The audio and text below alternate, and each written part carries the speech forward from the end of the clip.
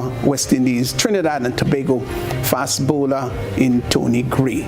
Well, Tony, the thing is, Rex Pereira is the older statesman, so there's no doubt I'm going to start out with you at all. We've got to honor people to whom honor is due. We've got to give them the honor.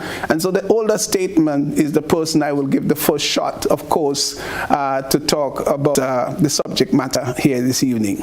So Joseph Rex Pereira, of course, is a household name in cricket commentary and has been in cricket commentary. He's not retired, he's still there, and he's been around for quite a long time. Of course, if you're talking about cricket commentary in the Caribbean, you cannot at all leave out Joseph Rex Pereira, and of course the doyen of commentary in the West Indies, also in the late Tony Cozy, of course, who passed on a few years ago. But Rex has continued the tremendous legacy. So let's look a little bit on Reds. I know he's a very humble man, and he wouldn't want us to say very much about him, but also his commentary career started back in 1961.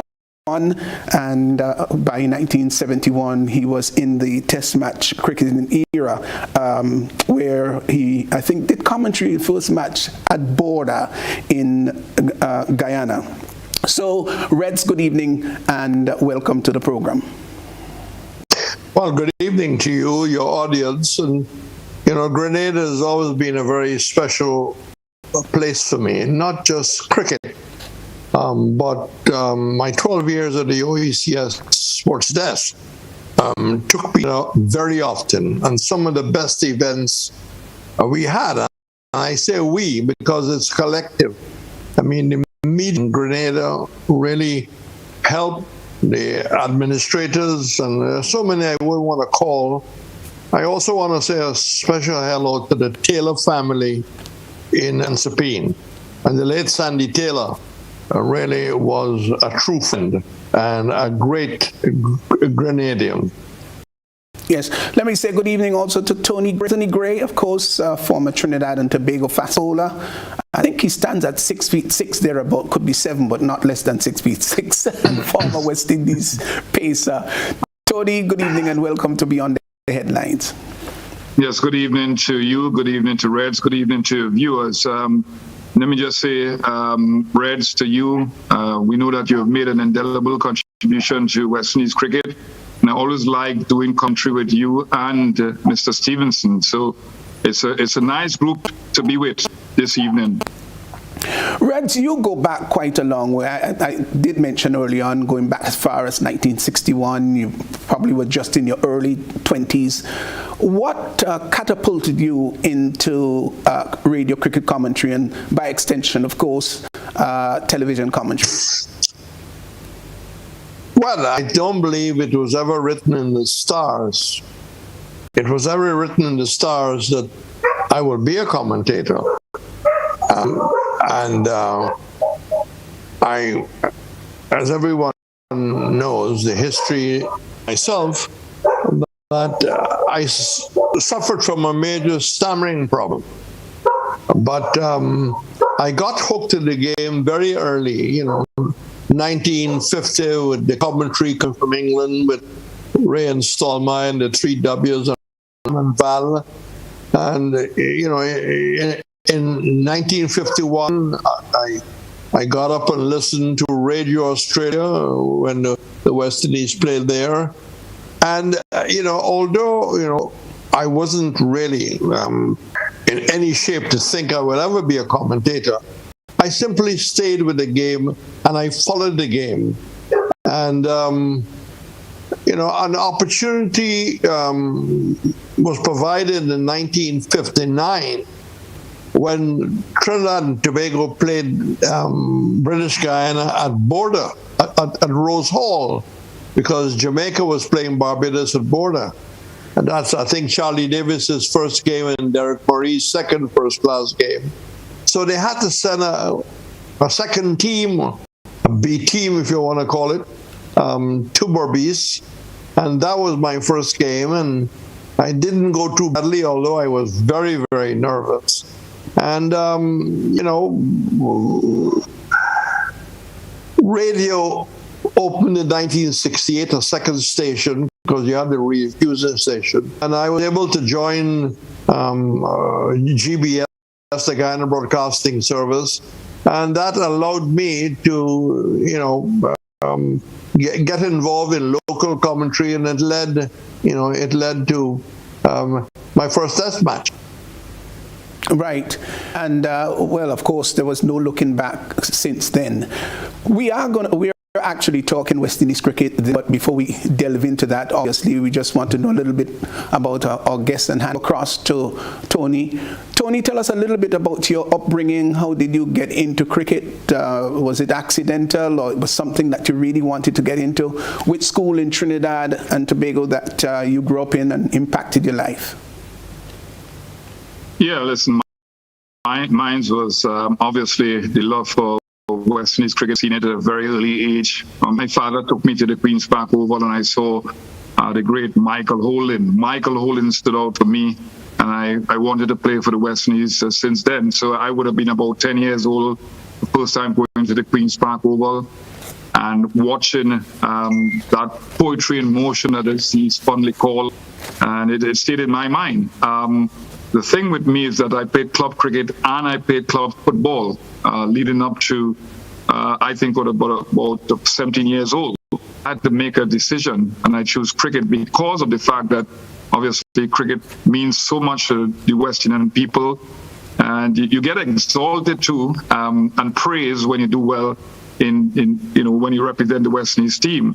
I went on to play for Surrey and then to the West Indies team, and it was a joy for me because I was in awe of the talent there. And you're talking about Sir Vivian Richards, you're talking about Joel Garner, you're talking about Michael Holding, you're talking about the late Malcolm Marshall.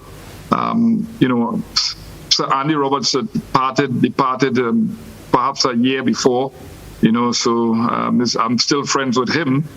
Nearly every week he calls me and I call him and that sort of thing. But love for West Indies cricket. I used to sleep with a bat and gloves, literally sleep with a bat and gloves, because I could not stop thinking about Michael Holding, and could not stop thinking about the joy which the West Indian people felt when we performed well, and the dominance of West Indies cricket over the years. So I just love the fact that I've been able to represent, not for long, but I've been able to represent the people of the region, and that's it for me. And I want to contribute more. That's the thing about me. Yeah, your first test was back there in 1986, Faisalabad in Pakistan in October, and you had very good returns. In fact, you had 4 for 39 and 2 for 82. You couldn't ask for a better dream start to your career, international career, that is. Tell us a little bit about that. Yeah, obviously, I got the opportunity. First, I played for Surrey, so I got a call. And I had to go to Pakistan. Now, Pakistan wickets, as we know, at that point in time, were not big wickets.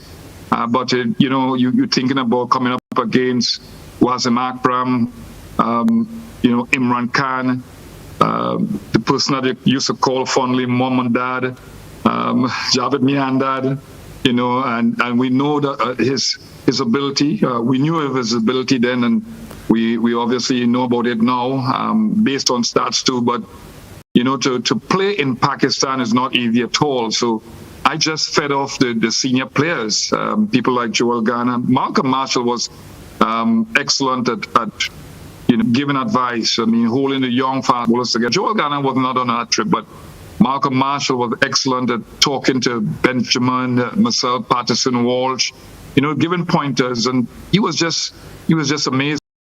And I remember being in slip because I showed very good skills in practice in the slip region, and Sir Vivian Richards, and then the master blaster, Viv Richards, put me in slip. And I remember diving for a ball full length and stopping it from going past the slip area. And, that simmered my nerves a little bit. But yeah, I had some good returns, and I wasn't intimidated at all. I just wanted to go out there and perform at my very best. And the environment was heated because, the Pakistanis are very, very fanatical about their game.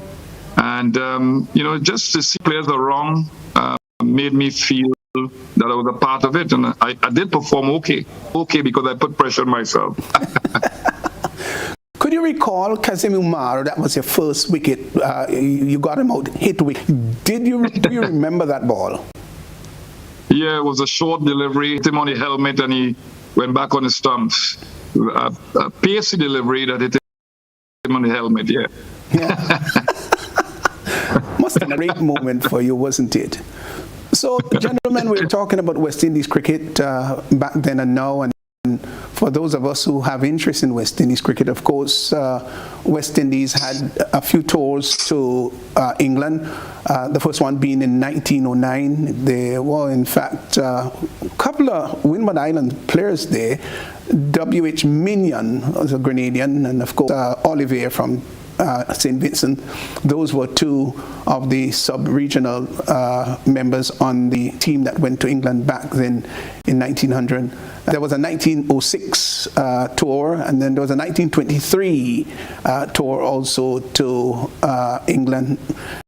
And then it's the 1928, the first test matches played between the two teams. Reds, let me just allow you to chime in here. This had to be a very historic and most important time for West Indies cricket, playing the first test match or test matches against the mother country. Yeah, well, it was 1928 when we first played. And, the English weather, was really overwhelming our players. The players found in 28 the weather extremely cold. People could hardly feel their hands, and they weren't, of course, accustomed to the green wickets in 28. In those days, there was no covering of pitches, and we were outplayed. We were outplayed, but we did, even at that time, we saw little green shoots. Larry Constantine's father played in that tour, and he certainly held his own against the English. But, it was very early days because we had developed an intercolonial structure, towards the end of the 1900s. Barbados and Trinidad were probably the strongest. Jamaica didn't play a lot in those days. Jamaica came into regional cricket quite late, but it was a triangular between British Guyana, Trinidad, Tobago, and Barbados. And it's from that they picked the team. But by the time we returned, 5 years later, we started to really show that, the experience gained in 28 and the development of the game in the Caribbean, we were able to really do a lot better on the second tour.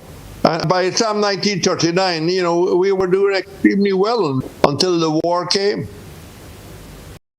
Yeah, but going back to that 1923 tour, of course, the West Indies, their first the first 5 matches, they lost 3 of the first 5 matches, and 4 of the remaining 23. There were 28 matches back in 1923 there. In other words, as you were saying, Reds, there was a steady progression and development of West Indies cricket, and the results, the positive results as the years went by, just got better and better and more, didn't it? Yes, definitely. The war robbed not just the West Indies, the war, 39 war, robbed the world of great test cricket and great players. George Headley, for example, he lost all that time. Headley didn't play another test match until 48, after 1939. You can imagine the amount of runs that George Headley would have made if it wasn't for the 39 war. Yes, an average, a good, I think, just over 60, which was quite remarkable, and he was dubbed the White Badman then. So wonderful players. And of course, Reds, we've had quite a number of players who have graced West Indies over the years and contributed to the overall development of cricket. We talk about, of course, the 3Ws. We talk about which of course Worrell, Walcott, Weeks, Wesley Hall, and so Gary Sobers, who came on there in 1957, playing his first Test match. These older players, their contributions were outstanding. What can you tell us, Reds, about their committedness to the game? How are they in any way different to our contemporary players? The standard of first-class cricket that led players to play against England at home in '48, when we actually beat England, and then they didn't send maybe their best team. They figured that what they sent would have done. They didn't send Alec Betzer, who never toured the West Indies, and I think Hutton was flown out late. And I think basically that helped to show that the West Indies was starting to turn into a good side. You already had an outstanding opening pair of Ray and Stallmeyer. And Ray and Stallmeyer average as a combination is quite healthy. After '48, we went to India in '49, and that was a great tour. Within weeks, the West Indies only won 1-0, but Weeks scored 4 consecutive hundreds on that tour, and his innings before that was at Sabina Park, where he had gotten Yada, and if he wasn't given run out, and I spoke to the late Stephenson, and he said that he had been well past the crease when the umpire gave him run out. But that was followed by 1950. You know, those pals of mine, Ramadan and Valentine, Weeks, Worrell, Walcott, Stallmeyer. We mustn't forget Jerry Gomez, Raman Val. We didn't have a great fast attack then. There were people like Pryor Jones, Jerry Gomez, and 1 or 2 others. But I think the reality of our real strength, I think we got slightly overwhelmed by the pace of Lindwall and Miller in 51. In 51, the pace of Lindwall and Miller. Although overall, the West Indies were an attractive side in 1951. And, you know, we were really sort of developing.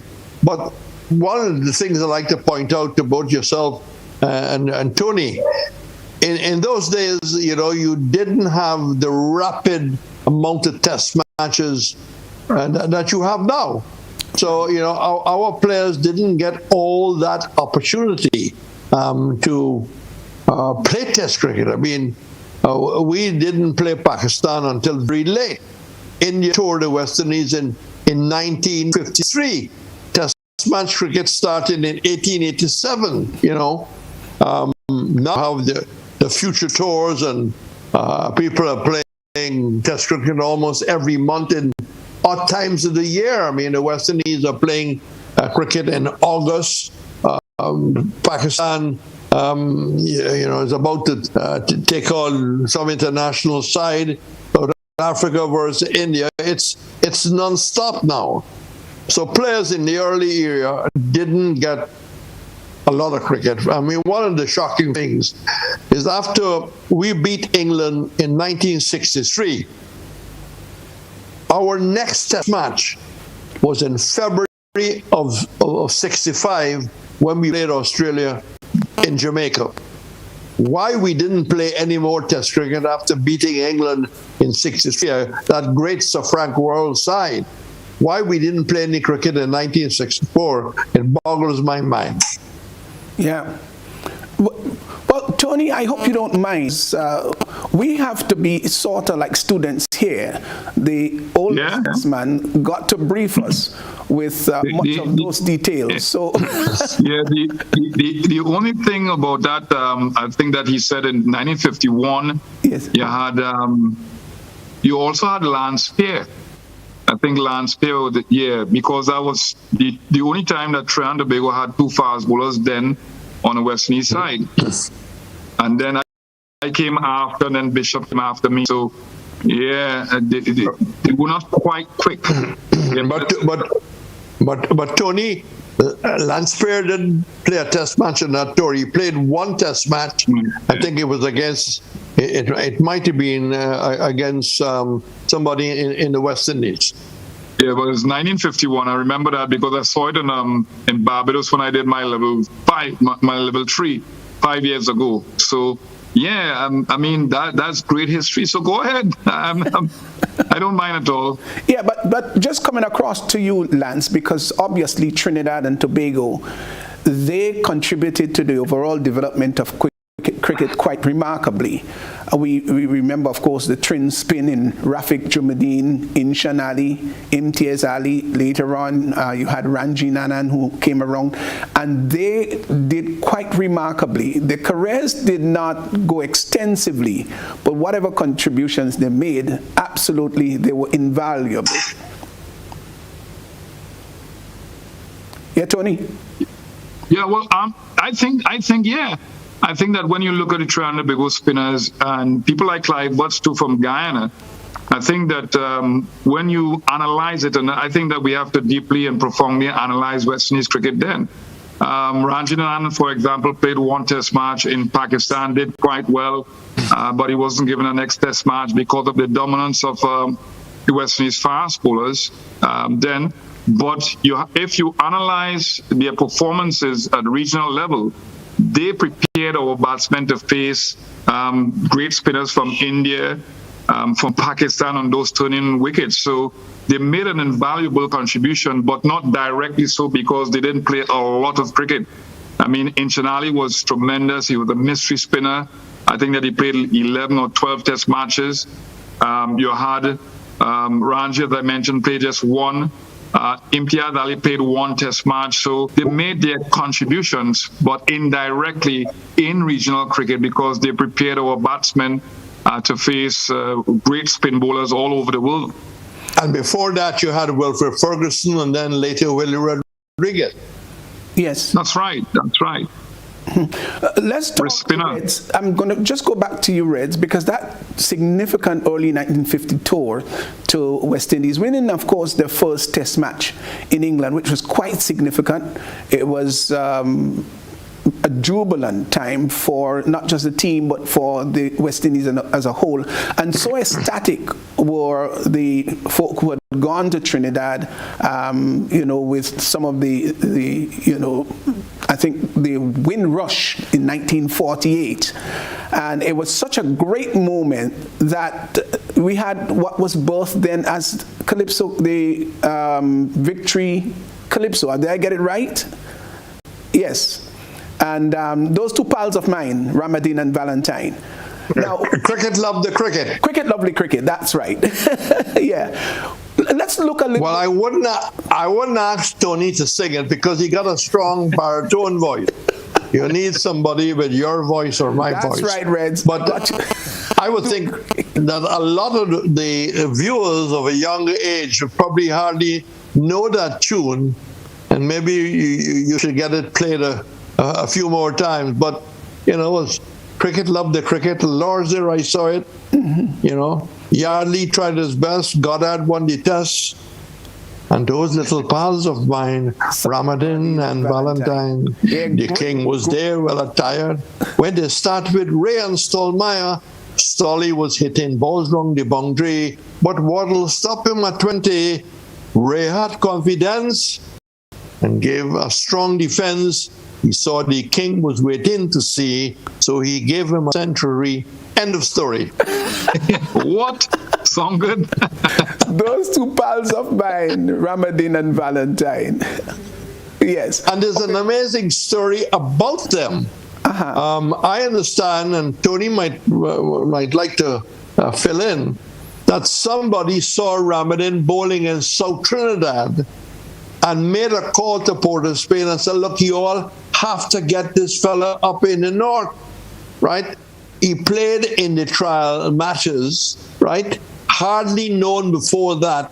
And the next thing you know, he was in England. Same thing with Valentine. Very few first-class matches. So these were two young West Indians, right? Not a lot of first-class matches behind them. One was a mystery spinner. Valentine spun the ball like a top. It was really a great decision. You know, West Indies selectors have made a lot of great decisions. I mean, Michael Holding going, the picking of a commercial, the selection of Chef Chandrapal, and you can go on giving. But I think the selectors then and the board then must get a lot of credit for, in fact, including Raman Val to England in 1950. All right, Tony Reds. Tony Reds, hold on. Tell you what, we've got to take a quick break. So we're going to take a quick break, and we're going to come back, take it from exactly where we would have left off. We'll be right back.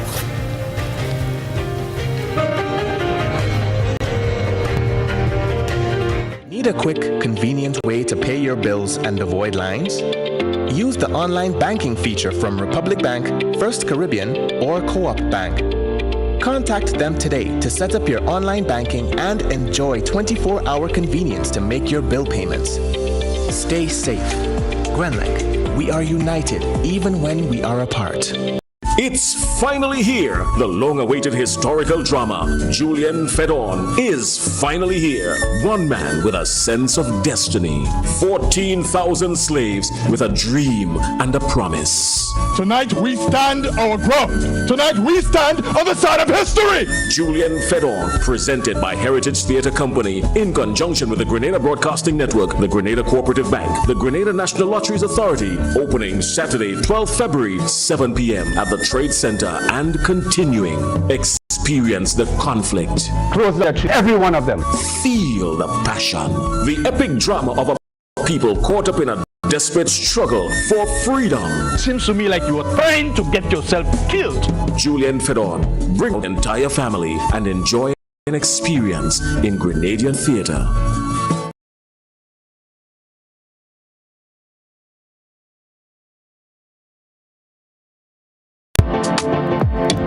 Let's start the new year on a high, a detox high, because it's detox time again at Nirvana Detox Center and Natural Health Store. Check out our many detox packages starting from $100 or get 15% off on colonic irrigation therapy. Detoxing can help with liver and blood cleansing, weight loss, constipation, acid reflux, kidney stones, heavy metal removal, gas and bloating, and more. Call or WhatsApp us on 231-6642, 418-7115, or 449-7753. Ask about our delivery options. Visit us now. Bruce Street Mall, store number 1208, or Belmont St. George's, close to the Fall Edge area. Our opening hours are Monday to Saturday, 9 a.m. to 5 p.m. Nirvana Detox Center and Natural Health Store. Detox, your way to health. These specials ends on March 31st or while stocks last.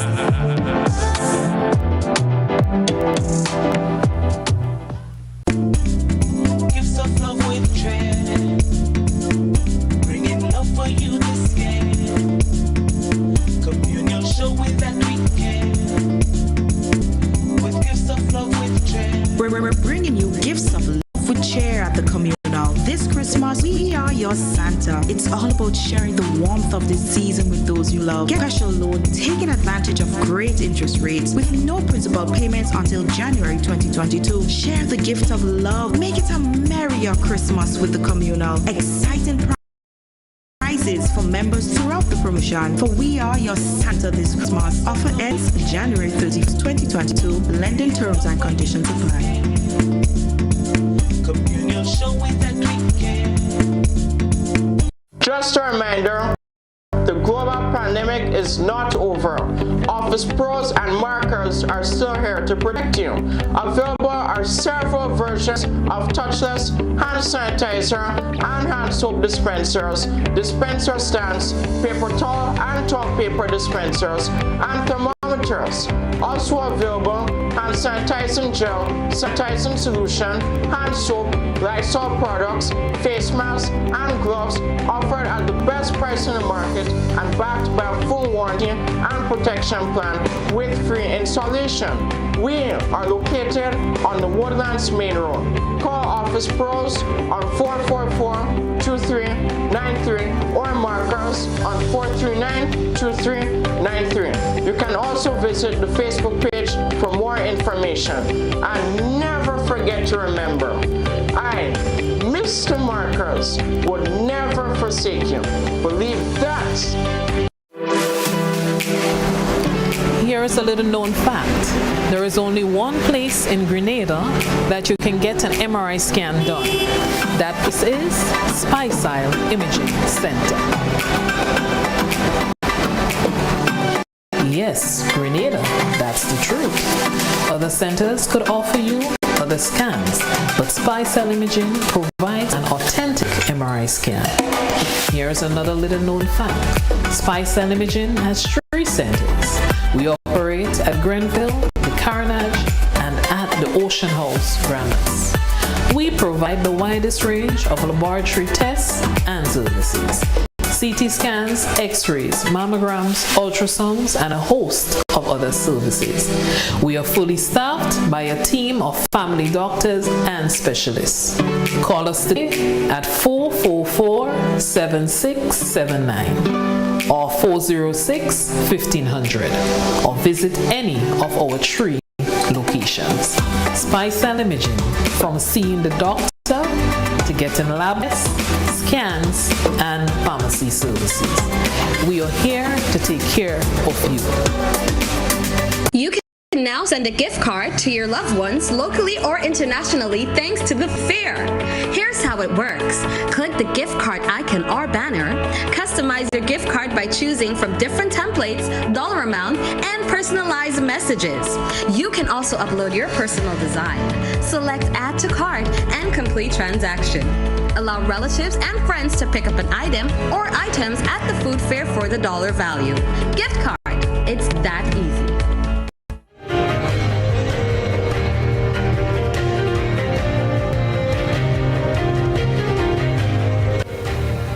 And welcome back. And just in case you've just joined us, we're on tonight with talking about West Indies cricket, and we're looking at West Indies cricket back then, now, and beyond. And our guest, of course, Tony Gray, former Trinidad and Tobago and West Indies fast bowler, and of course the legendary Joseph Retz Pereira, cricket commentator, former OECS sports desk director, and also, of course, author. Gentlemen, just before we took the break, we were talking about those 2 great West Indian spinners. Reds, some people thought there was a little bit of suspect in the arm of Ramadin. What was your thought? Do you think he was genuine, or there's a little bit of a cockness in the arm? No, I saw Ramadin I saw Sammy Ramadin both for Trinidad. Mm-hmm. I saw Sammy Ramadin play in 53, in 54, and 55. He bowled out of the front of the hand. He had the ability to, he must have had a very strong wrist. And I'm sure that fast bowlers have a strong wrist. But Ramadin obviously had a very strong wrist from bowling, because he wasn't physically as strong as Valentine, but he bowled out of the fingers. There was no feeling that there was a suspicion in Ram's thing. Ram was never called. Ram played in England. He played in Australia. Ram was never called.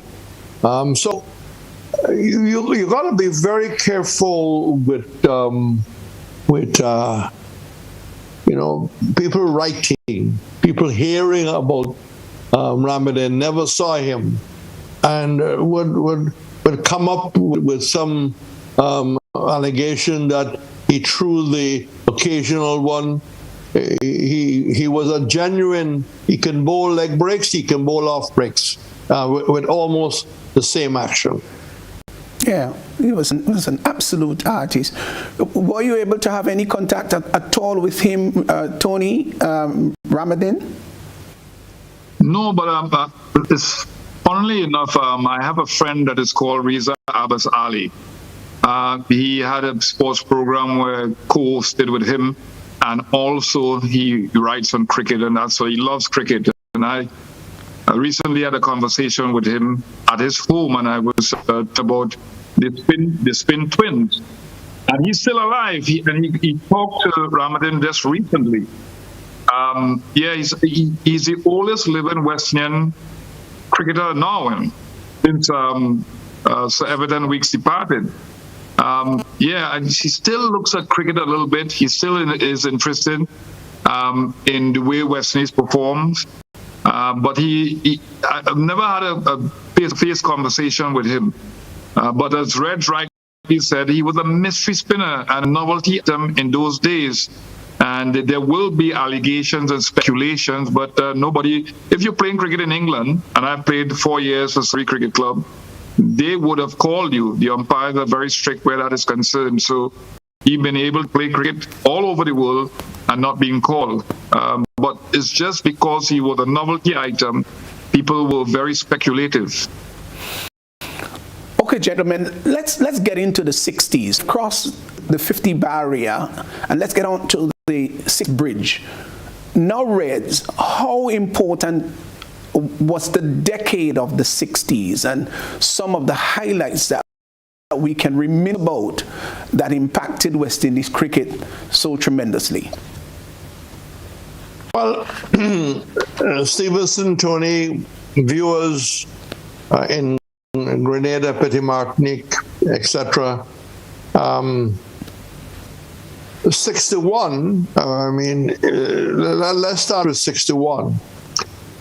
It is well written that 1961, the West Indies in Australia, the great tight test at Brisbane, that the amount of crowds that turned up, the interest in that game, the exciting finishes, the leadership of Benno and Worrell. I mean, Worrell was the ultimate statesman, the late Frank. And had he not died, he probably would have ended up being maybe the governor of Jamaica or Barbados. But, you know, he was really a great leader. He had quality, great speaker. And it's felt that the 61 series saved Test cricket. Because Test cricket at the time was seen as a very boring game with no exciting finishes. And when you look away from that series, I don't want to bore our audience by going into details of each Test match. But there were really great Test matches, and I'm sure that people could Google Cricinfo when this program is finished and look at the 61 tour, right? 61 tour. The West Indies might have just had a little suspect opening pair. Kami Smith was Conrad's Hunt opener. Kami, I think, got maybe 1 score or 2 scores. But you had Kanai coming at 3. You had Sobers coming at 4. This was quite an outstanding batting lineup. And one of the interesting things about that tour, that Jerry Alexander, a lot of people probably don't realize that Alexander made over 500 runs as the West Indies wicketkeeper. When you can have a man coming so late, and he tells a story where he met Sir Donald Bradman, and they were talking about the wicketkeeping, and he said, how about your batting? He said, well, I go in just before West Hall. And Bradman said to him, look, everybody doesn't bowl, but you must see yourself as a batsman. And he said he started taking batting seriously in the nets. And look at the figures, 500 plus runs. After that, we beat England in 1963. To support your question about the Sixties, we beat England in 1963. Great test matches.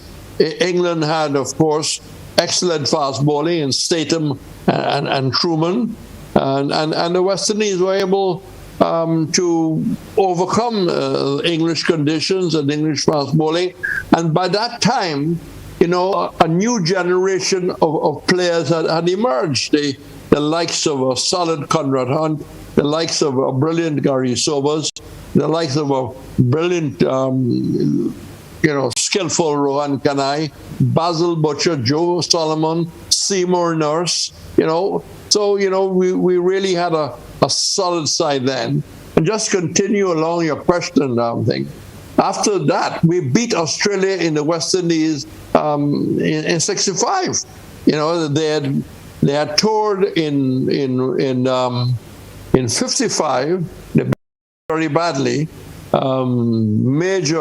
Major strong batting lineup. A lot of young, promising fast bowlers like Alan Davison, Benno the spinner, just to call a few. And we beat Australia in the West Indies. And I think the 60s was a very rich period. And one of the things that I thought that when we had the movie about that movie that Fire in Babylon focused on, Fire in Babylon, it didn't highlight the world tour of 61 enough and the world tour of 63, and when Australia came in 65 and we beat them, I thought that was an omission. Yeah, we want to just talk a little to Reds now about captaincy, because you spoke about the late Sir Frank Worrell, who played such a fantastic role in sort of grooming West Indies cricket and bringing on a sense of professionalism. Now, a lot of people talk about Clive Lloyd. I'm not going to take anything away from him. I thought he did a fantastic job over the years in bringing that sort of confidence into West Indies cricket. But there were some other leaders, some other past West Indian captains who also did very, of course, so Gary Sobers captained the West Indies team. We also had Franz Alexander, who did a stint of captaincy, I think, here and there. And, of course, Sir Frank Worrell, as we said, that man played such a fantastic role in shaping West Indies cricket. Now, how important is that leadership arm? And Tony, you can also come in here too. That leadership arm in West Indies cricket to ensure that we function to the maximum and to the best. We had Viv Richards, who of course succeeded that. Of course, Clive Lloyd. And Clive Lloyd. Richard did not lose a series as a captain. So it seems to me that if you've got good captaincy, that seemed to be the stats. Good captaincy seemed to produce good results for West Indies cricket over the years. Your thoughts? Well, if you go back to the very early days, there was virtually an unwritten policy that to be the captain of the West Indies, you have to be probably carrying a color like mine. I try to put it in a very simple way. It took a very long time for a black captain to be appointed, and maybe that held back the likes of Sir Frank Worrell. But to give Jack his jacket, and tomorrow I want you and Tony to just look at the Barbadian John Goddard, who captain the West Indies in 48 and in 50 and in 51. He didn't have a very bad first-class record playing for Barbados, and a useful test contribution with the bat. He also bowled, but it was a time where you had to be, a very Eurasian-looking Caribbean person to captain the West Indies. And that continued. I mean, Jeffrey Stallmeyer was given the captaincy, but in that side, you had Everton Weekes, you had Clyde Walcott, you had Frank Worme, and the late Trinidad writer, wrote at length about this, But we don't want to get in too much into that. Even when Jerry Alexander was appointed captain, again, it was felt that the question of being light-skinned was important in appointing a captain. But thankfully, that is no more. It's done, passé. Yeah. And we had. Yeah. The first black captain, of course, the first black man to captain the West Indies was George Headley in one test match. In those days, you had a different captain for each venue, Each venue, you will change the captain. But after that, we had Frank Worrell appointed captain and went to Australia. And he, in fact, established a very high standard. His leadership off and on the field, he was beloved by the Australian crowds, and we had Sobers to follow. Although Conrad Hunt was the vice captain, but it's felt that Conrad was heavily into moral rearmament. This is an organization. Conrad was not a man who drank, right? He was not a socializer. It was felt, to be a leader of a West Indies side, you must be able to hold a drink. You must be able to crack a joke. You must be able to love life a little bit, right, within the discipline.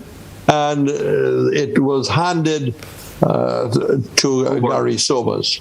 Yeah. Now, the Sobers period, for one reason or the other, there's no question of Sobers' ability, but maybe we didn't have the backup to Sobers.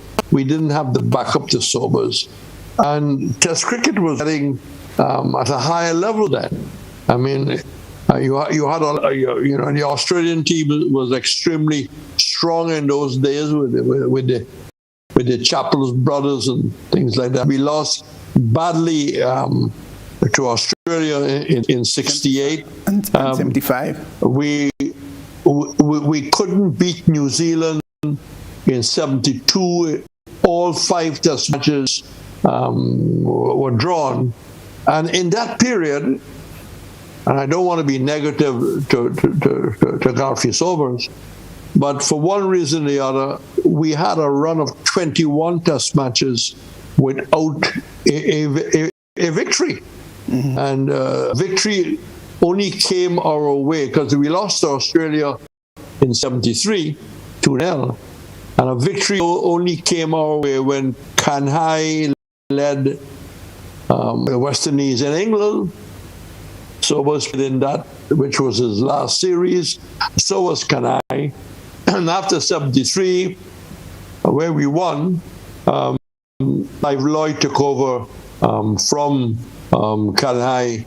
That tour to India, where West Indies were 2-0 up.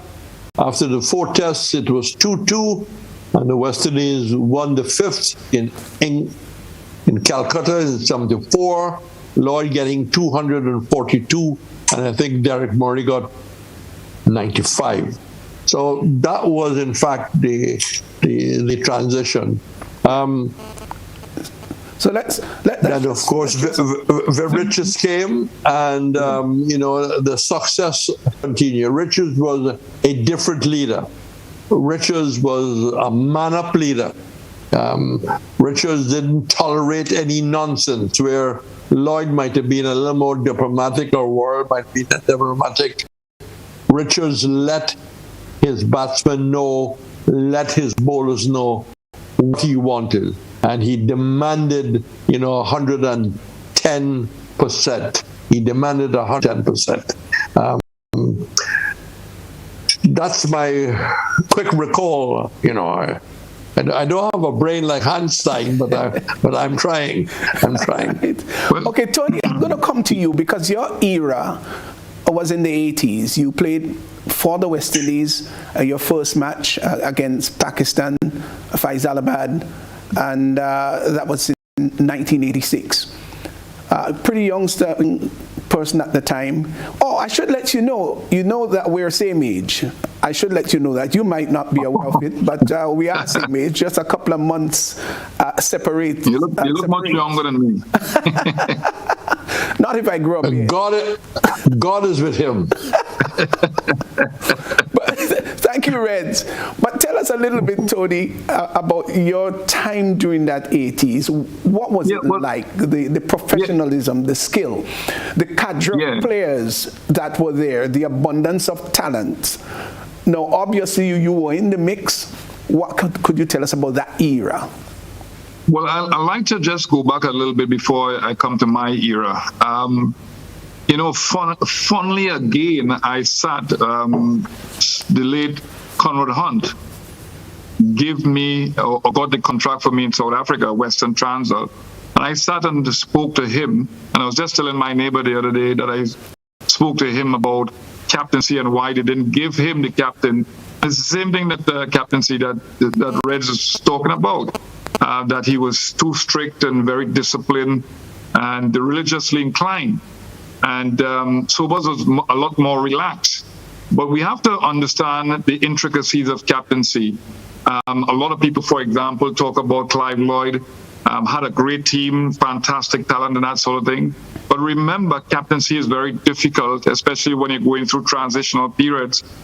And this is West Indies cricket. We had this team, in my opinion, to captain because of the fact that the players are coming from different islands. So it's not just about skill or tactical awareness out there, but it's about management skills. And you have to have that type of personality too. And leaders handle things in different ways. Worrell was an exceptional captain because he had all the qualities that you need as a captain. I mean, he was receptive to everybody but firm. All right. He was tactically intelligent, but graceful too. He handled the media the right way. It's right, you said. So he had all the qualities, because I've done research on the leadership of the West Indies teams over time. And so Frank Worrell came up with most of the qualities that you need in a leader. Clive Lloyd, again, was able to, and I thought it was the divine intervention, in my opinion, because exactly what you needed in a leader during that time when he took up the captaincy is exactly what you wanted then, because you had young players from all over the Caribbean, full of talent, initial talent, but you wanted a father figure, somebody who would not react to everything but would be firm, and somebody who would lead by example, because he had a very good average in test match cricket and one days too. So my thing is that he had most of the qualities that were necessary, and he had a talented team that he molded. In my era, Sir Vivian Richards was very, very firm. And I think that some problems attached to the team, because remember, the general psyche of players were changing. Players were highly independent then, coming into this era. They were very expressive. And we have to understand captaincy, from different eras. I mean, Sir Frank Worrell had it easier, might have had one or two players, Adam Gill, Gilchrist, for example, who would be indisciplined. But remember, in those days, you listen to your elders. So he would have had it easier than the captains now. Clive Lloyd would have had it very easy in the sense that in those days, still parents were in charge and leaders were in charge and young people respected their elders. But Sir Vivian Richards got players that were highly independent, not selfish, but highly independent in the way they express themselves. So he had to make some adjustment, which was very difficult for him because he was a no-nonsense man. And if you look at his history, you will find out why. And I think that we should do the analytical research on individuals. But he was firm. He demanded that we perform well. He would be very disappointed if we didn't. Like that time he got bowled out for 100 against New Zealand. Sir Richard Hadley taking 6 or 7 wickets, 6 wickets. And he was very disappointed with that. But he demanded that everybody perform well. He was very strict in sessions when we trained. It was like in a test match there. So players were mentally attuned and physically ready to take the field. So wonderful captaincy, but remember, different personalities throughout the years. Now, when we look at West Indies teams now, it's very difficult to captain sides because of the fact that players are coming from all over the Caribbean, but there are egocentric values that comes from society. So it's very difficult now for captains, and the fact that we're losing now, they're under pressure right through. But if you analyze captaincies or captains over time with the West Indies team, you're going to understand that Sir Clive Lloyd, Sir Frank Worrell, and because Sir Vivian Richards didn't lose too many test matches, they were the best, but their personalities along the way were vastly different. Yeah, and just tell us a little bit about your time now, playing with the West Indies. 87 late, you didn't play a lot of matches. Interestingly, I think you picked up a wicket every 28 balls, which was quite remarkable. I think Malcolm Marshall picked one in every 49, albeit your career was much shorter than that of the late Malcolm Marshall. What was it like, whether it's in the dressing room, on the field of play? How intensive did these West Indian players, whether you're a bowler or a batsman, how intensive was it back then in comparison to what we have now? And I know that quality is not the same, but give us a general picture of back in the latter part of the 80s. Well, to me, Shell Shield, we have to start with Shell Shield because, as Rev rightly said, we don't have the quality now because our cricket is very weak. But in the 80s when I played, Shell Shield was like playing a test match or test match cricket, and it was like a war there.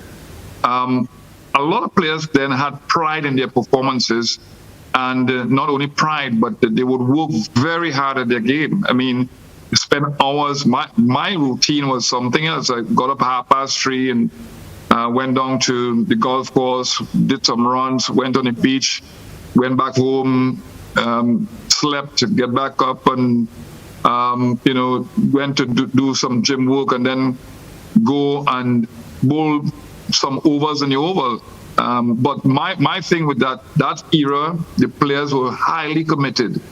It was like war out there in Shell Shield, so that the transitional period would have been easy. And if you're facing Michael Holden, you're facing Joel Garner, you're facing the late Malcolm Marshall, Sylvester Clarke, then the batsman would have had it easier making transition. The intensity level then was tremendous in practice. The intensity level also in team meetings. I remember team meeting where, there was some heated debates on what we should do, the tactical ploys that we should use. So it started then, all right? And everybody knew what they had to do. And we did it well because there was a pride. There was a pride in the way we performed, you know what I mean? So because we wanted to perform for the people. And, it wasn't really about money, It's all about performing for the people, but also performing to keep your place on the West Indies side, because you had a lot of players making runs in Shield, runs on Otto, for example, over 500 runs, Stephenson Payne, and not being able to get in. So at that point in time, we had about 3 teams that could have played Test match cricket and performed well. And the old saying is that if you have the best subs in the world, you will generally be the best team. But one of the things about me, we talk a lot about West Indies cricket, is about doing research, understanding why we were so good, because it didn't happen overnight. The players now, obviously, is in a different era. As I mentioned, egocentric values, so it would have been very difficult for them to understand, unless we don't show them what happened in the past, what we want from them, and the representation of the West Indian people. So I don't blame them totally. I think that we have not done a good job by showing the greats of the past, by going and showing the individual performances of the Sir Andy Roberts, for example, and how he trained, so that the youngsters now would have had a great sense of our great soldiers of the past. And but coming back to West Indies team then, it was very warlike. It was about pride. It was about hard work. It was about intensity in training, and it was about performance. You had to have performance, and everybody wanted to be the star. That's how I look at it. Yeah, quite amazing. And what a contrast back then to what we have now. And we also want to talk a little bit about the future of West Indies cricket. Gosh, I wish we had 2 hours to get this done. We only have another 25 or so minutes, and soon we'll be opening up the lines for... Okay, so I'm just being told by a producer that we could go on a bit. I hope that is fine with you, noble gentlemen. But we are now in an era, period, where we're not winning. Our winning percentage is rather minimal. Whether we're thinking about the conventional one-day matches, the 10 test matches, and the newest version, which is the 2020 version, West Indies, in fact, we were world champions in all versions, so to speak, and in more recent times, the 2020 version, and even that, with a lot of outstanding players gracing the world in the different franchises across the world. Yet for all, in this last 2020 World Tournament, we performed miserably. Now, what are some of those things, Reds, that you think are affecting West Indies cricket negatively as they stand now? What are some of those principal things that we should be very, very concerned about? Okay, I will answer you in a minute. I just want to go back to the captaincy. I think a mistake was made when Sarwan, who was the deputy to Brian Lara, and was a good deputy, and when he took over from Brian Lara, he led very well. Tactically, he was aware. He was a kind of captain who wanted to take wickets. He was the kind of captain who was looking for victory. He wasn't a defensive captain. But I felt after Sarwan got hurt in England, when he damaged his shoulder into the fence, when he came back, because Ganga, who took over from Sarwan, when he came back and was fit again, I think the West Indies board made an error in then appointing Gale as captain. They should have continued who had learnt his trade under Lara. I think he would have made a better test captain than Gale. I don't want to say too much more of that, but let's move on. Our demise started somewhere in the mid-1990s. I think when we lost the World Trophy to Australia as Sabina, that is when it is noted that our decline started. But maybe our administrators didn't see the writing on the wall even before that, right? And since then, we have gone downhill. We have had our moments. One of the best moments we've had was the beating of Australia in Antigua, that partnership between Chandra Paul and Sarwan and others who made a contribution to that victory. But we were in our heyday when Tony Gray played first-class cricket. You didn't have the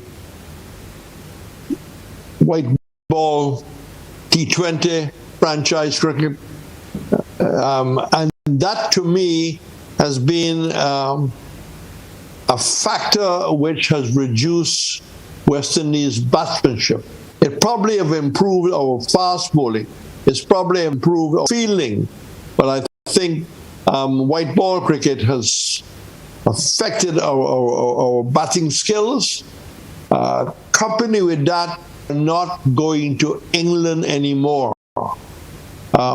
Years ago, Tony Gray will probably remember that the end of April, we all traveled to England. Now, when I say we, I mean our players traveled to England, except maybe Dujon and Logie, who didn't play in the county season. And at that time, you didn't have the future tours. Now you have the future tours. Very few of our players are playing in England to get that development. Tony Gray would have benefited a great deal 4 years at Surrey. And I think the white ball cricket is beginning to be a factor in players determining whether they want to play for the West Indies or they simply want to play on the white ball circuit. Years ago, in Tony Gray's time, people would have given their right arm to play for the West Indies. That is not happening anymore. And the last point I want to make is that we really need to get back to our 4-day competition. I know COVID hasn't helped. The cost of the 4-day competition is a great, drain on the West Indies board coffers. And unless we can get a sponsor, as we had Shell Shield, we had the Caribbean, at one time I think we had Red Stripe, unless the West Indies board can attract a sponsor, we will continue to have very few first-class matches. Here's hoping the restart in February goes well, but I think that there are many factors why we have not done well. And my last point, I do not believe our players are working hard enough. They're more interested in maybe making money than the pride of playing for the West Indies and doing well. Okay. I will say that nobody will remember T20 scores. People will remember your performances as a test batsman. Okay, thank you, Reds. We're going to take a quick break. We're going to follow up on that, pursue that discussion that we're having about what's taking place in West Indies cricket now, of course, our demise, and we're going to be looking also at the future. And a little later on, we're going to be opening up the line just in case someone wants to give us a call. Let's take a break. We'll be right back.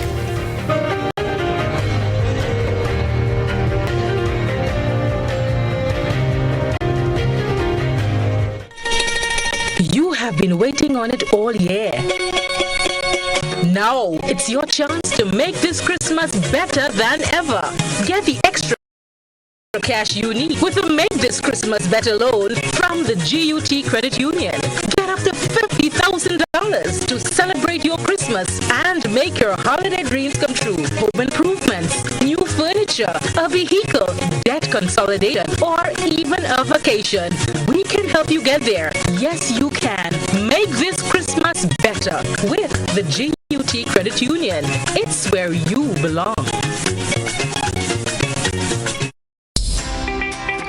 It's the most wonderful time of the year for deals and bargains galore at Mitch and Pearl Enterprise. We stock wines, rums, pots and pans, chocolates, ornaments, and all your decor for the season. We even carry fine chinaware and a wide assortment of cups, plates, and mugs. Additionally, we have a good stock of top quality household appliances. At Mitch and Pearl, we are keen on fashion. Check out our high fashion sunglasses and delicate pieces of bracelets and necklaces.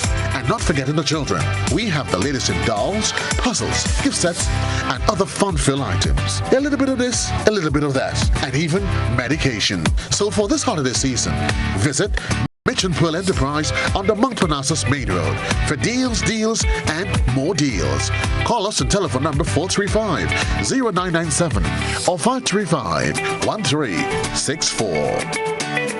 If there was ever a time to keep and stay healthy, it's now. We at Hills and Valley are here to help you take deliberate steps to maintain your health. We stayed true to maintaining the most comprehensive rates while stocking the widest range of medicines and health devices, including personal protective equipment. There are so many benefits shopping with us. You get great discounts for senior citizens and reward cards for loyal customers. Ask about owning yours today. Visit us at Halifax, Grenville Street, St. George, Jubilee Street, opposite the Grenville Bus Terminal, and at Hillsborough, Carriacou. Our wholesale distribution on Halifax also stocks the widest range of pharmaceuticals. We're with you on the hills and in the valleys. We are Hills and Valley Pharmacy.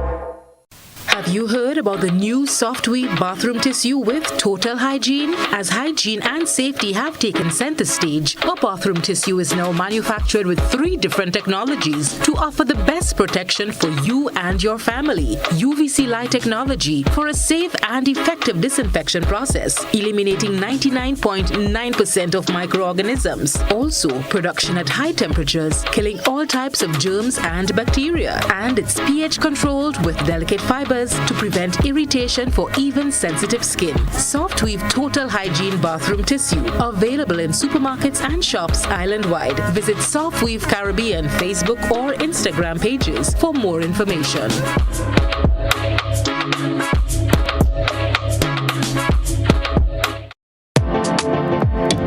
Let's start the new year on a high, a detox high, because it's detox time again at Nirvana Detox Center and Natural Health Store. Check out our many detox packages starting from $100 or get 15% off on colonic irrigation therapy. Detoxing can help with liver and blood cleansing, weight loss, constipation, acid reflux, kidney stones, heavy metal removal, gas and bloating, and more. Call or WhatsApp us on 231-6642, 418-7115, or 449-7753. Ask about our delivery options.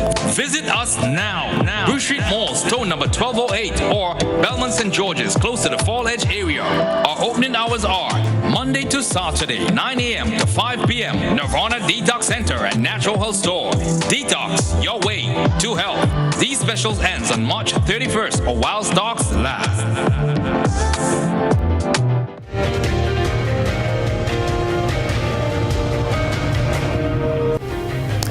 And welcome back. We're talking about West Indies cricket back then, now, and beyond. And we've got 2 very important figures in West Indies cricket. In Joseph Rex Pereira, outstanding former cricket commentator, because he's still doing that.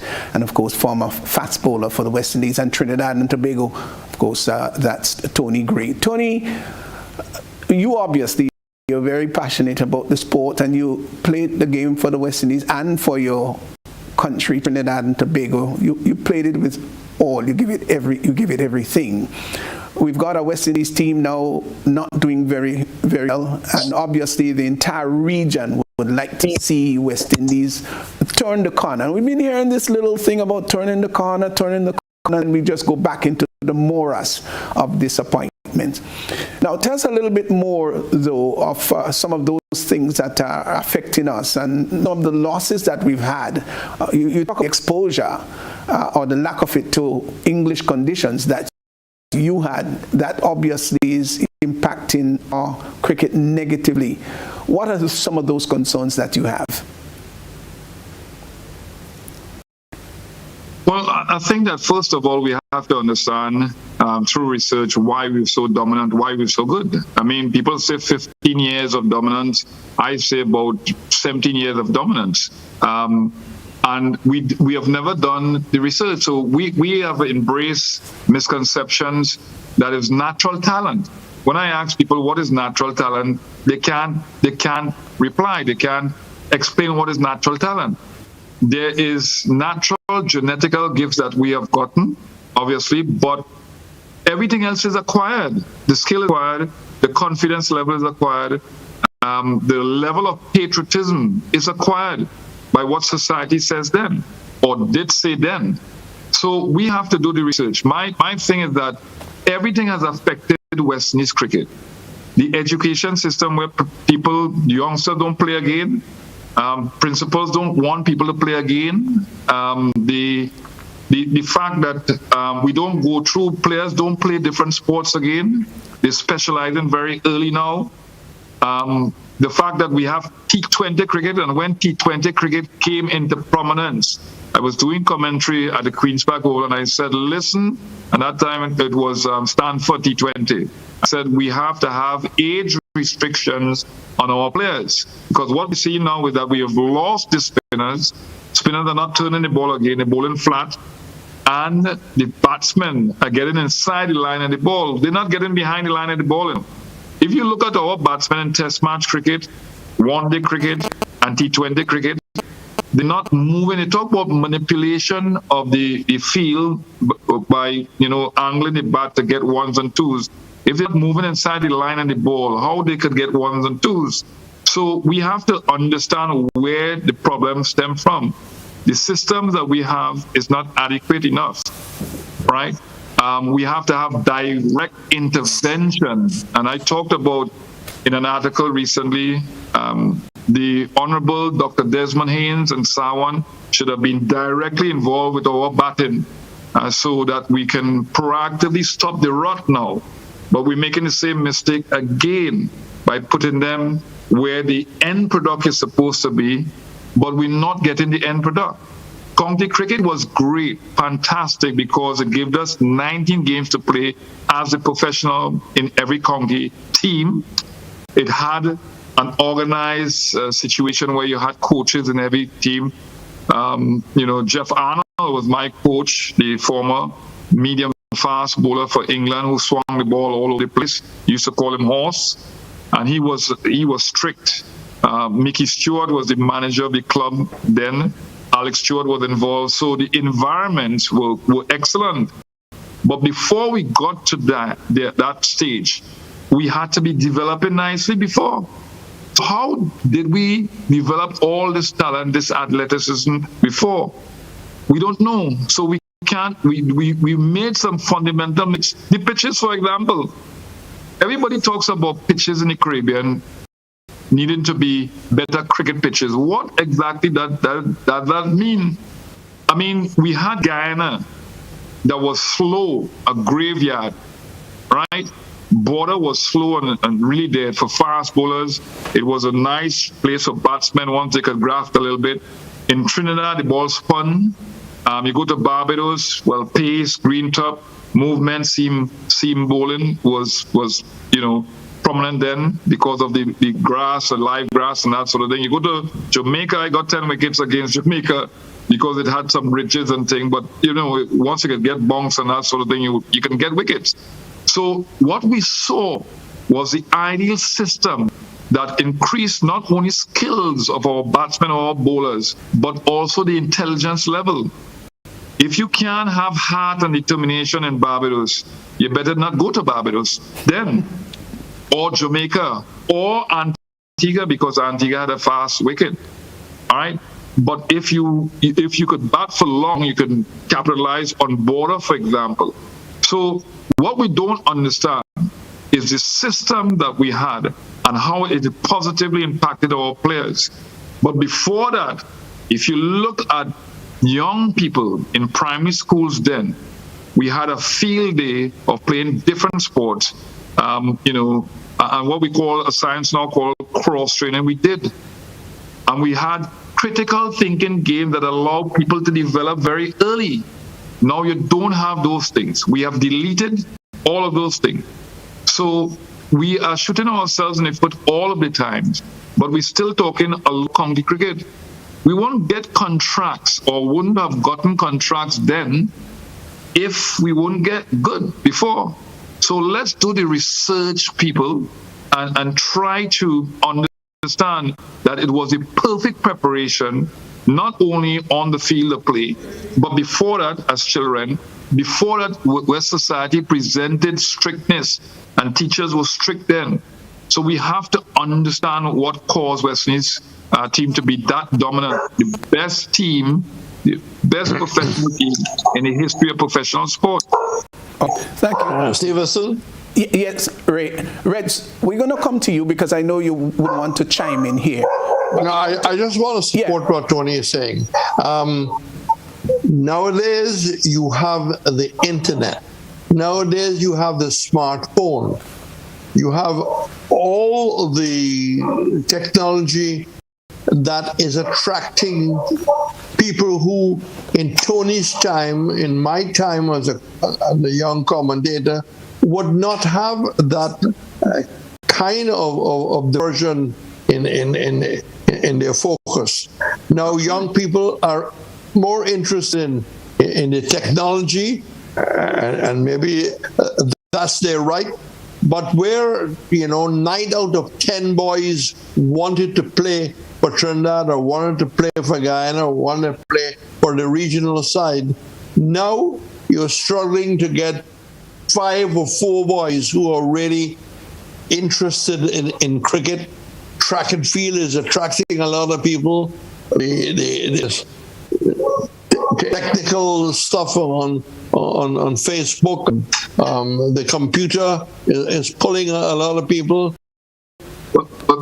Let's look at one thing, sorry to butt in, but one thing, even the use of technology in cricket, we have to look at how we use technology cricket in them, because there's a dependency on technology. Andy Roberts didn't have technology then, but he could put the ball on the 9. Joe Ghana didn't have technology then. What they used was critical thinking ability. There's a dependency syndrome on all types of things. So the human being have gotten weaker, but we feel we're preparing them properly. We're not preparing them properly at all. And that's why the outcome is what we see now. Okay, Tony, we're going to put the number on the screen so that viewers and listeners can call in. I know Reds has to go to another program, 440-1252. That's the number to call. But the argument is it's not only the Caribbean that is exposed to technology. The Indians are, the Australians are, the Pakistanis are, right? And they seem to still produce quite a few outstanding young cricketers. Okay, we're going to take our first caller on the program tonight. Caller, good evening. Yes, good evening, Mr. Worme. Greetings. Listen, it is a rollover, Mr. Worme. I need to have a chat with you. I'd like you 231-5646. 231 John, sometime to your convenience. But here's my comment this evening. First, I must commend these two gentlemen on an excellent job on the history of cricket and so on in the Caribbean as a Caribbean. I don't think there's any Caribbean man that doesn't like cricket. But listen to me, I have a problem today. And that is, I am visually impaired. I remember the days when we used to set up in the morning, quote unquote, to listen from the commentary coming from down below, down under where it was and whatnot. But today I recognize I cannot enjoy cricket at all because I am blind. I can't see the television screen. And there's been a major breakdown in the quote-unquote narration of the game. Mr. Pereira would understand what I'm talking about here. And therefore, I'd like you, sir, in your capacity to get back to the people involved in cricket commentary and so on, and the presentation and transmission of the game, to remember there is a group of people out there pretty large with with visual impairment that needs to put themselves upon description, consecutive narration to see the game themselves. I think it's rather discriminatory that they do that to us. I hope my words are taken into consideration. Thank you and have a good evening, ladies and pardon, gentlemen. Thank you, Citizen Rollo. We appreciate that so very much. And that, of course, is another troublesome and worrying thing. Stephenson. Okay. There's less radio commentary. Red, just hold on. Less and less radio. Sorry. Yeah, I'm just wondering, I think we may have another caller, do we? By all means. Caller, and we'll comment on both of them. Caller, go right ahead. Yes, good night to Pastor Worme. You probably remember the voice. We always talk about cricket. Right. Good night to Resperer. He was one of the best commentator. He really inspired me to listen to cricket. I think West Indies' problem, they have a big problem. As Citizen Rollo said, I'm a young man.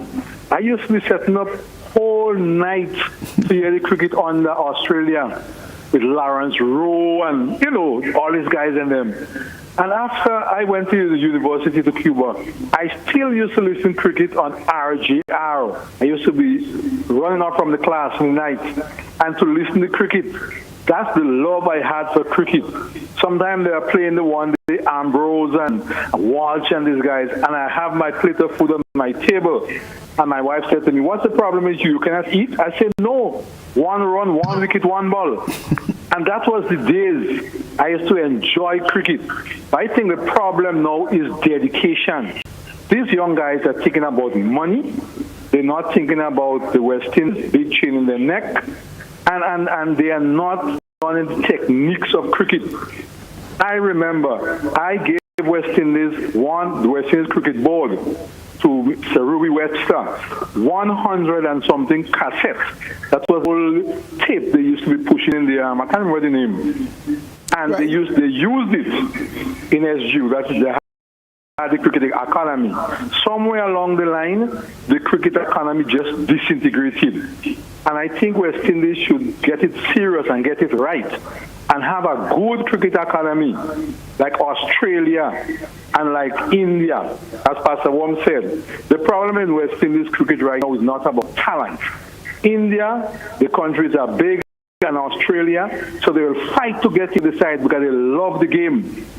And one more the major problem we have in West Indies cricket, as Pastor Worme said, and Resperer and Tony, is that they used to go into England and play with the county.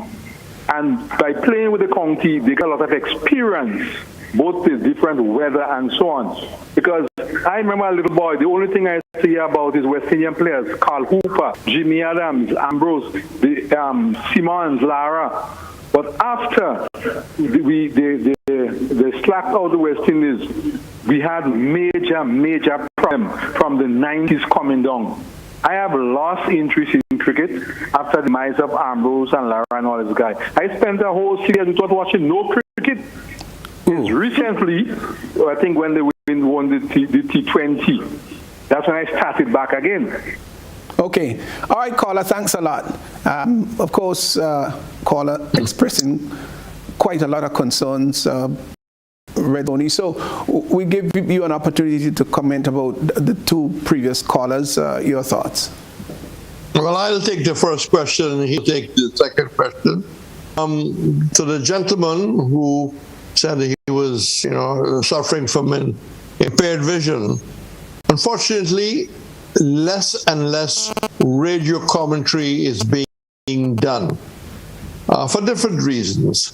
The Caribbean economy is not doing all that well. Bananas are down. Sometimes tourism is affected. And, there is less money in the advertising budgets to spend. And because the West Indies aren't doing well, people are not keen to sponsor cricket.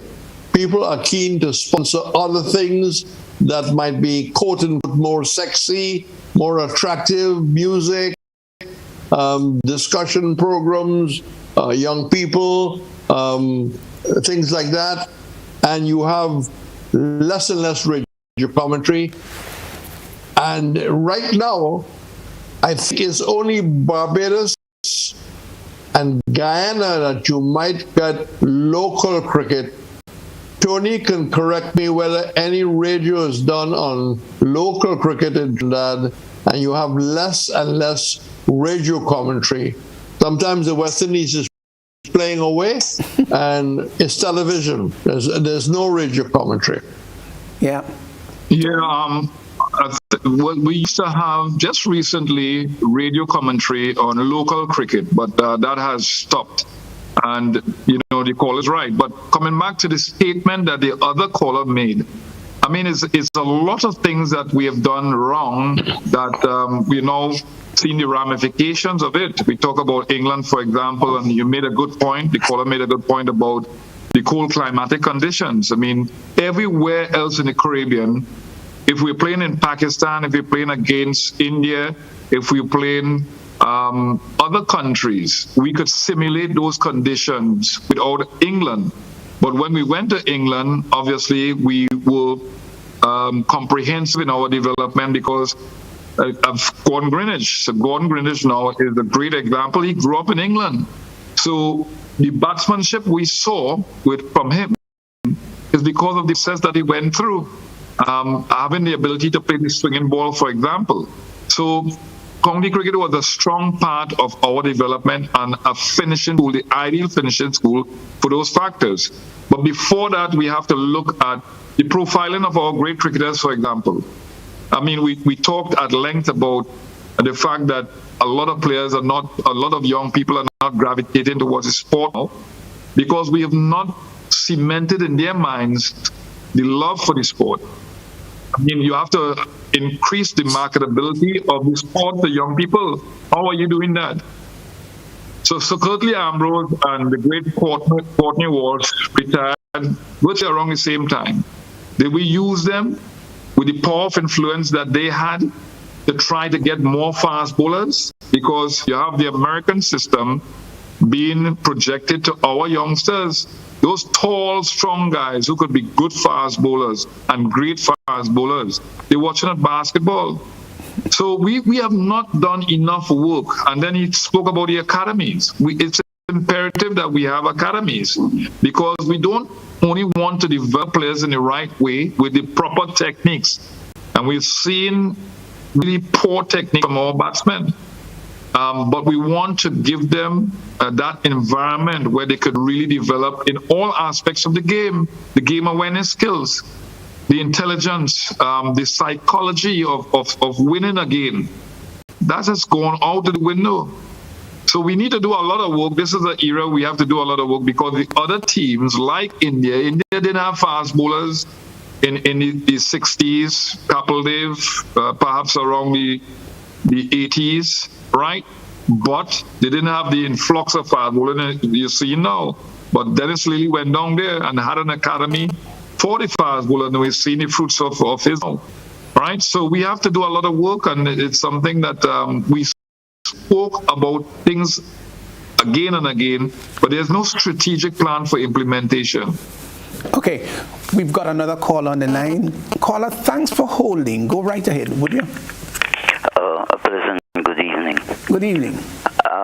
First of all, I think cricket generally needs a shaking up. Number one, your board need to be changed. You have a couple ex-players. I think you could have them on the board. They would know more about the game. You need committed players. You need proper coaches who could get in there with the players, train with them, weight training and such like.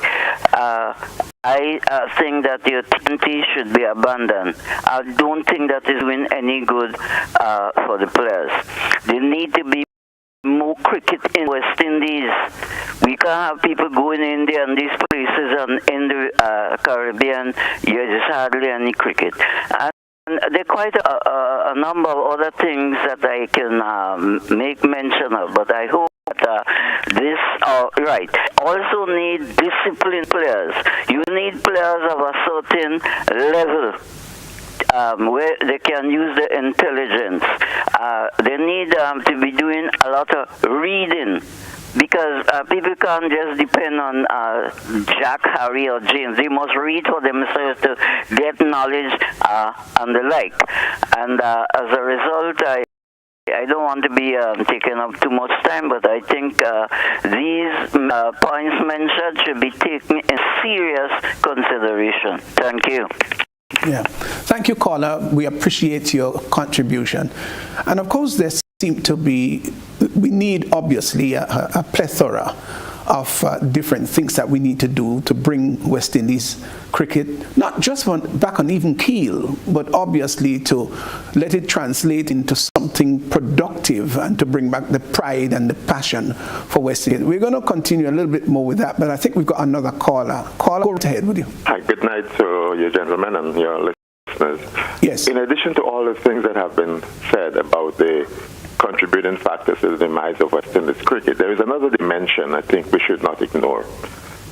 And it has to do with the general, I would say, demise of the Caribbean or West Indian male in society as a whole.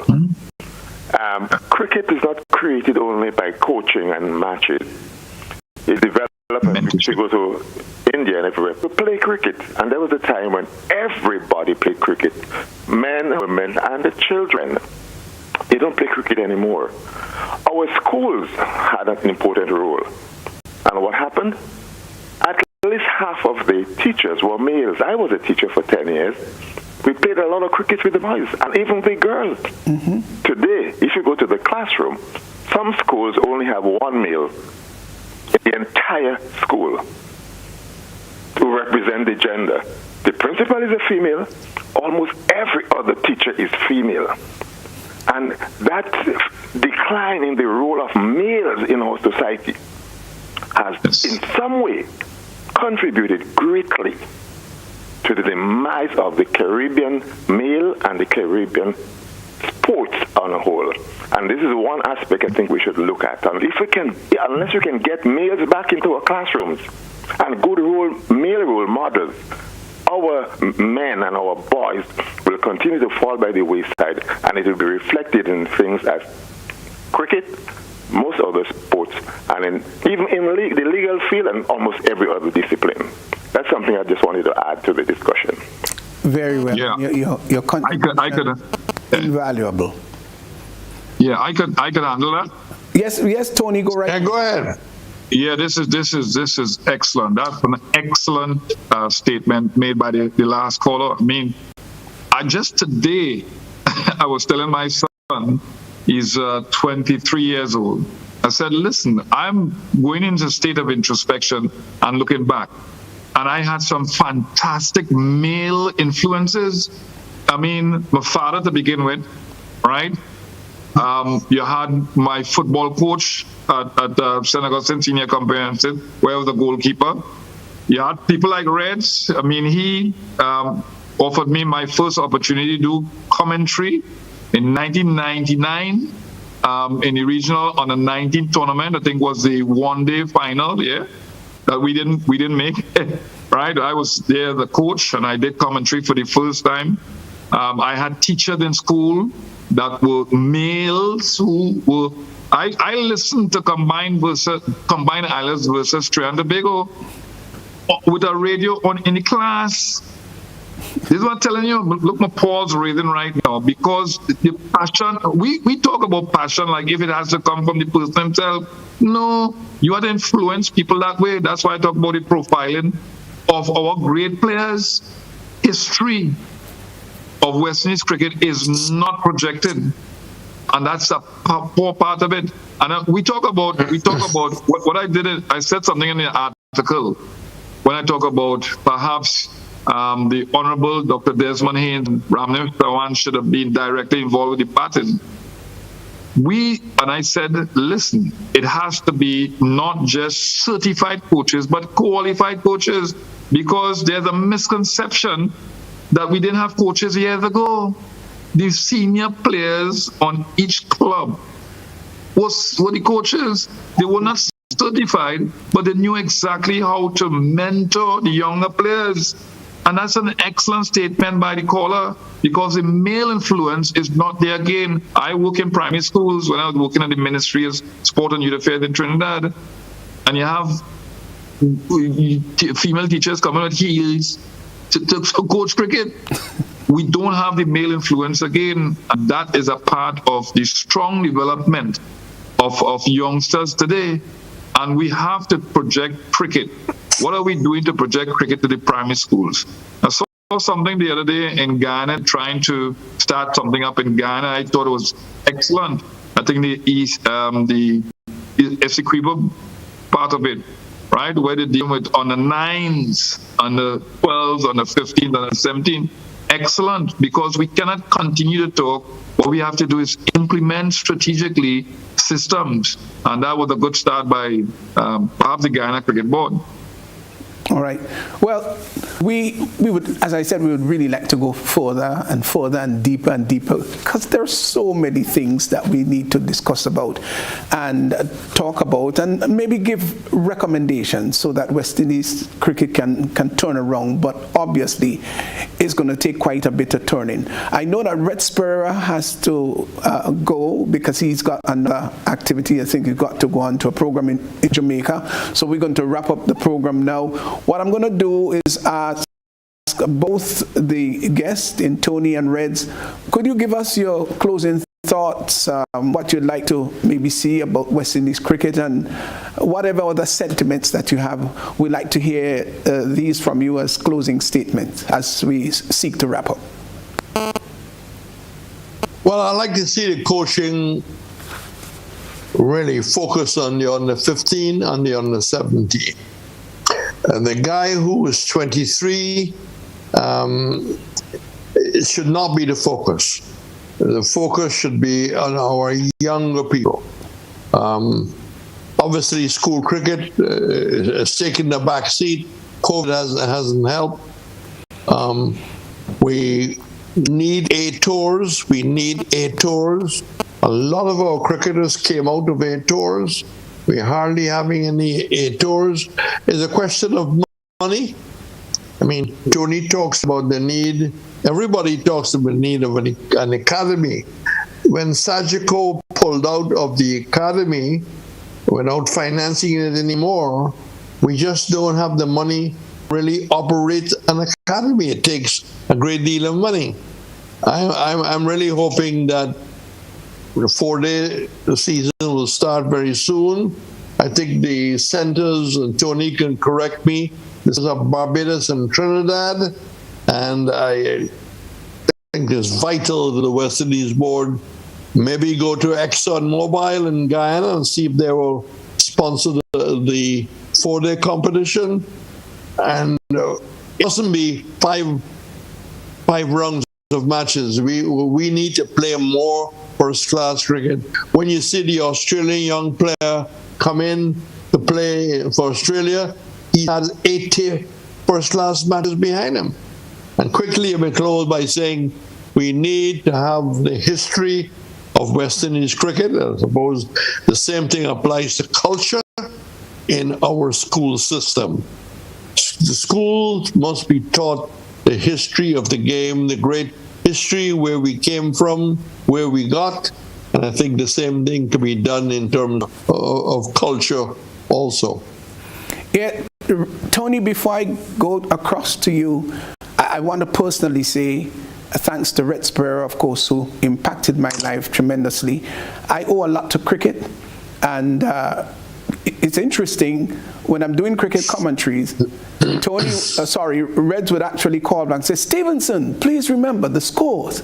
You've got to say it 3 times. I heard you only once in this over. Don't forget the latest score is. And it has been quite amazing. And he drilled that into my system in so much that sometimes I say the score 4 times per over. But he's had a massive impact on my life and the development as a cricket commentator, I must say. Both himself and Tony Cozier, the other international commentators, Dickie Rutnagar, the great John Allott, and so so many others who impacted my life, but I must say Reds has, and we've been great friends over the last few years. There was a piece of commentary that he did before you go Reds back in 1983. Andy Roberts came back. He was getting at the closing period of his international career, had 3 wickets for 1 run against India. I'm sure you could remember that. You were doing the test match alongside Tony Cozier also. And I remember this classic. Kapil Dev, still trying to be a brave soldier, still trying to marshal his forces, still trying to cool things down, but he knows that he has a tremendous responsibility to shoulder. And I learned that. I remember Red saying that. He can't remember that, but I just thought it was a wonderful description of what was taking place. Kapil Dev being the captain at the time, and it was a very difficult experience for him, and the West Indies won in the fading light, so to speak, of that Jamaica test. So, Reds, thank you so much. You did a great job. You impacted life and other people's life across the region, and we want to say thank you so much for what you've done and contributed to West Indies cricket. Well, let me respond by saying that whatever little I've done is thanks to other people who created an opportunity for me. I mean, if Lindy DeLeon at 610 Radio didn't allow me to come and do my first class game in Trinidad in 1970, and I can go on and on. If Lindy Della Penna didn't invite me to come and be part of the commentary team in 1973 at Sabina Park when Maurice Foster got his 125, it is people who create an opportunity for you. You don't do it by yourself.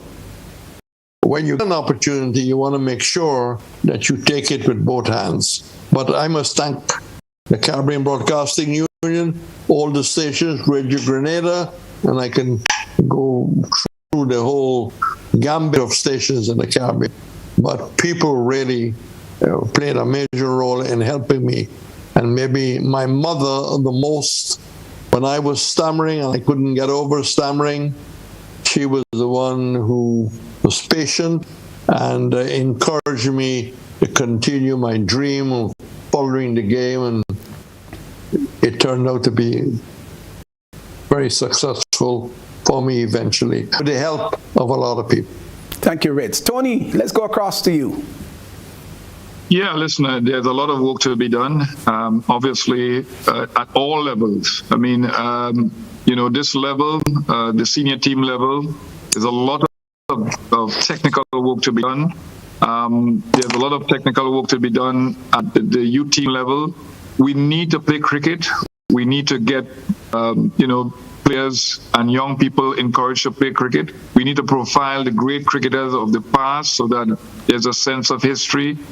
We need to have education being key to everything. We concentrate on coaches' education. We concentrate on player education. We don't concentrate on administrative education because they're the ones that are making the decision, and there's nothing wrong in going to courses and understanding the intricacies. Each board, for example, because the players are coming and the development of the players are dependent on the efficiencies of each board of the Caribbean. So we need to have an of education, and we could do online situations now. A lot of online work to be done with our batsmen, for example, the technical problem that they face. We have the policy-driven systems in place to restrict players from playing T20 too early, unless they have their technical aspects of the game down pat, developed properly. Because then, if they have the technical aspect of the game, then they can digress or divert to different formats of the game. So my point is that education plays a fundamental role. And the last point I want to make is that we have to do the research. If we are the best team in the world over 15 years, then we were doing something right. And we have to look back and see what can be re-implemented in this era to create that sort of performance again. But we have initially the talent, not natural talent. We have initially the talent. Well, Well, Tony, thank you so much. I really appreciate you for coming to our program Beyond the Headlines tonight. Reds, I want to say thanks to you for coming, and I really appreciate and enjoy this program quite immensely. And callers, those of you who called in, we want to say thank you so much for calling in to make this program a success story. That's all the time that got tonight, and join us next week for another presentation of Beyond the Headlines. Stephenson, Worme, closing.